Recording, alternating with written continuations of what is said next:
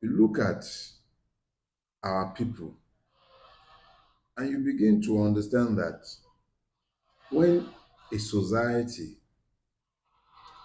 has become as fractured as our own has been, when there appears to be no basis for shared destiny, the capacity to become is lost. All that begins to happen is that the nation becomes unbecoming. Today in Nigeria, we have a problem with social cohesion. The African Polling Institute measures that Nigerian social cohesion is at 46.8%. That is below the 50% benchmark for a stable society. So, how do you become? How does a state that we can be proud of emerge from these ruins? Because make no mistake about it, what we have in front of us is ruination. A nation does not become with these depressing statistics.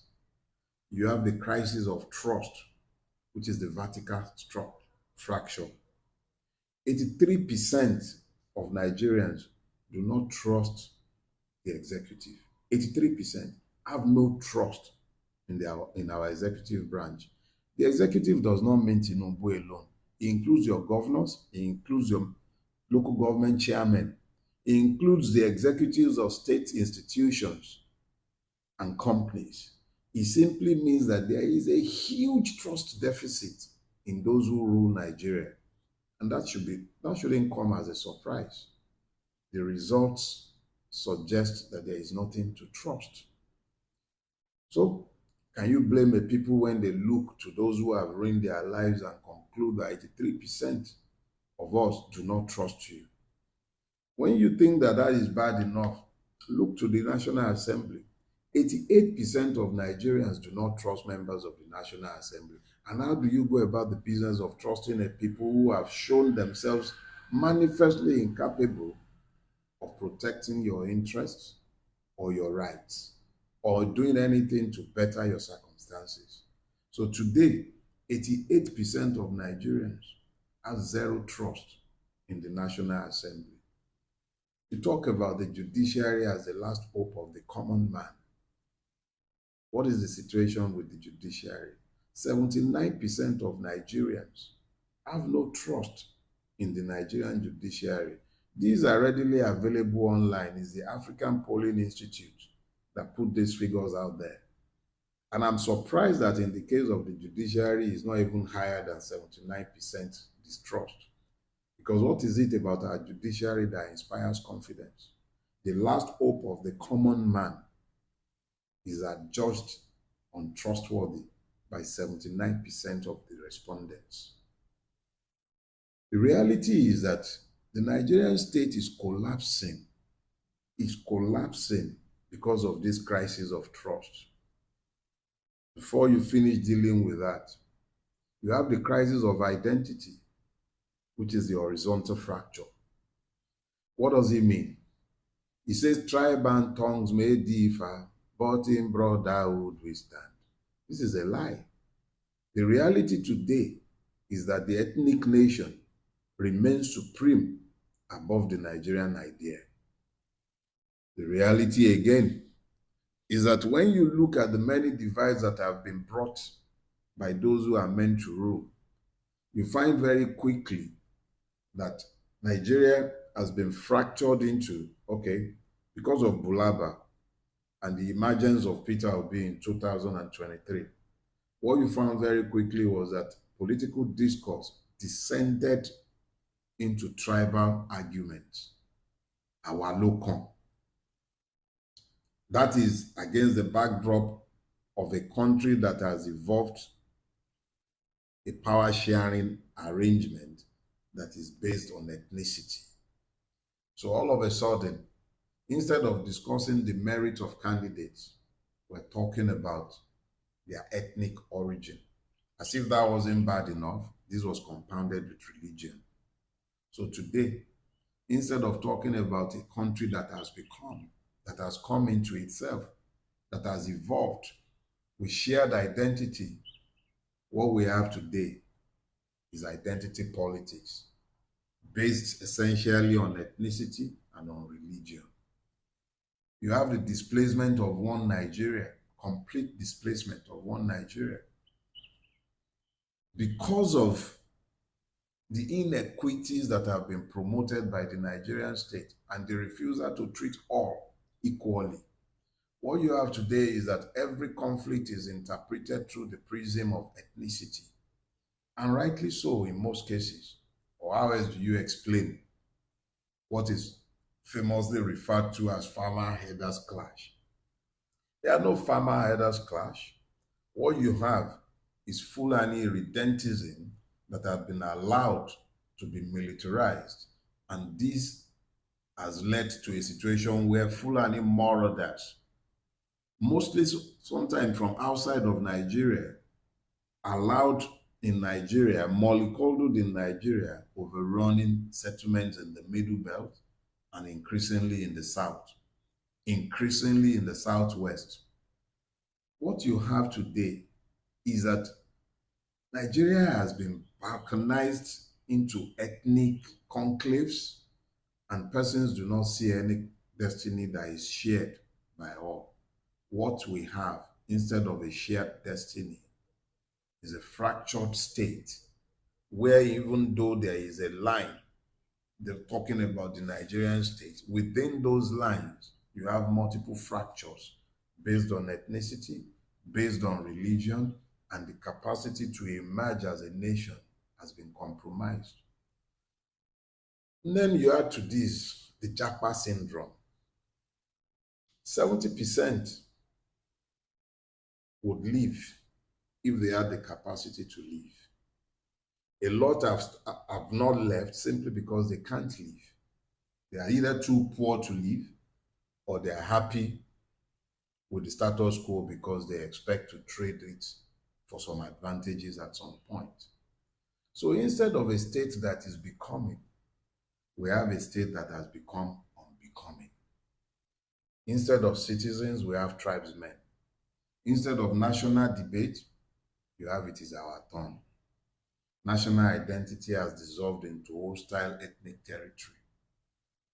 You have a collapse today of the social contract. Why? Because the state cannot provide security. The person in the middle belt cannot depend on the state to protect them. The persons in the southwest cannot depend on the state to protect them.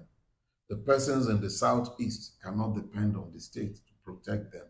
The persons in the northeast, northwest cannot depend on the state to protect them. You have situations in the northwest, particularly in Katsina, Buhari's home state, where the state functionaries are constantly meeting with terrorists, seeking peace and detente, so that the people might be able to return to their farms just to have basic livelihood. That is the state that we have built in the place of the one that we have always aspired to have. The social contract is collapsing because the state itself is collapsing. You have an institutional hollowing out when the courts, police, the central bank, other institutions of state that are meant to project the powers of the state and to protect those who are meant to be citizens, they've all failed woefully to varying degrees. The Minister of Defense, who was greeted with fanfare when he was announced, what has he become? The Chief Security Officer at APC convention in Abuja. Citizens are being killed in their numbers, but instead of looking to protect the lives of citizens, the person who was greeted with fanfare is the same person who is busy politicking. The primary duty for which he was brought, secure the lives and properties of Nigerians, have been relegated into the background. Today, Nigerians are assailed from all sides. Lakurawa here, Boko Haram there. They have one name or the other for it. Kwara, mostly lost. Ekiti, constantly attacked. Ondo, under pressure. This is Nigeria. Instead of becoming, we're becoming a failed state instead of becoming a nation. What about mental immigration? What you find is that most of the youth have checked out of Nigeria emotionally.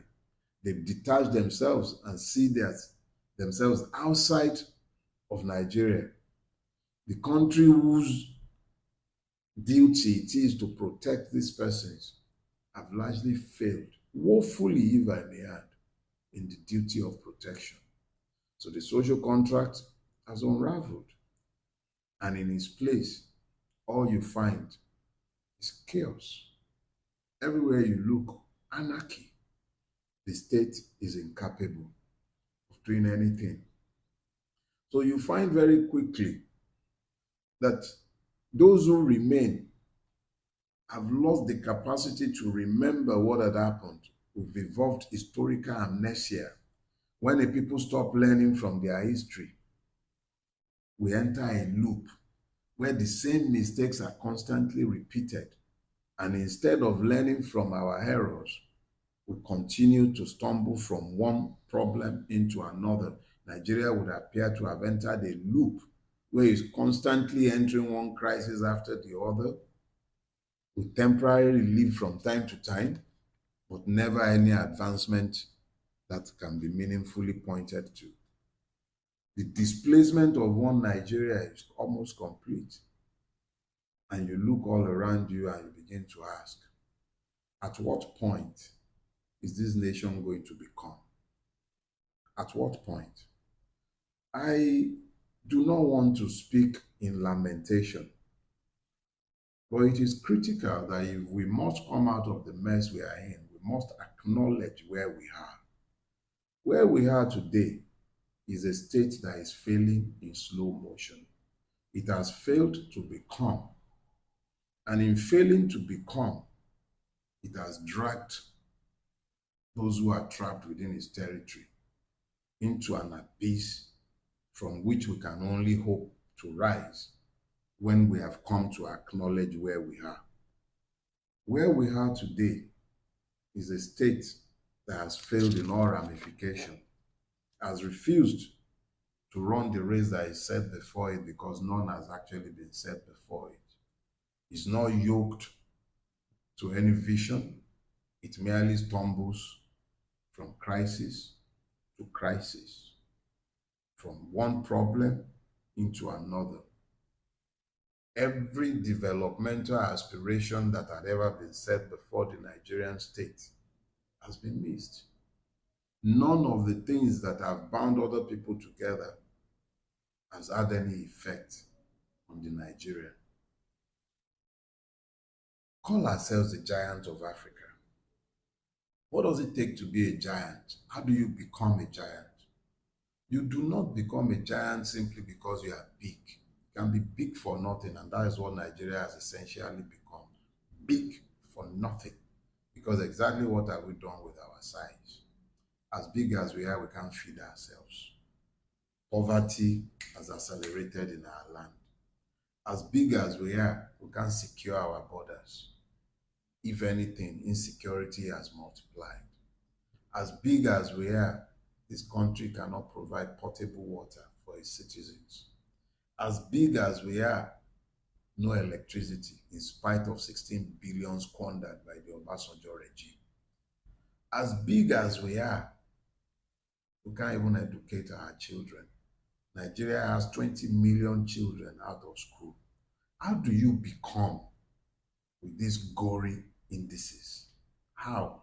How does this country expect to become when everything is suggestive of a place that has already been balkanized and that is already being shared by those who have destroyed it? How does it become? Iran has been under one form of sanction or the other for over 40 years. It hasn't stopped it from developing missile technology, aerospace technology. They probably have one of the highest literacy rates in the world. They're bombing them, their electricity has not dimmed. National grid had not collapsed in spite of the fact that they have been bombed. They have crude, we have crude. We probably have more natural gas than Iran. But what has happened to us? In the absence of visionary leadership, our country has slid into the abyss. We have a duty to become, even if it is only for our children. We have a duty to become, even if it's only for posterity. But what are the bases for becoming? A country that can tolerate 20 million children out of school, that is the population. That population is multiple times higher than many Gulf states. But it cannot become because those who are meant to shepherd it have become as ravenous wolves. How do we become when the primary function of the state would appear to be the protection of its ruiners and the assurance that they must live as though they are kings? The citizens have become victims, but the ruiners have become pashas, living as though they are kings in prehistoric times. Equal above the law, all of them, but the citizens as victims. How do you become?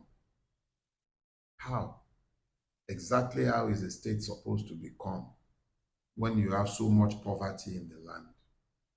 When the people sees the country itself as the biggest of their enemies?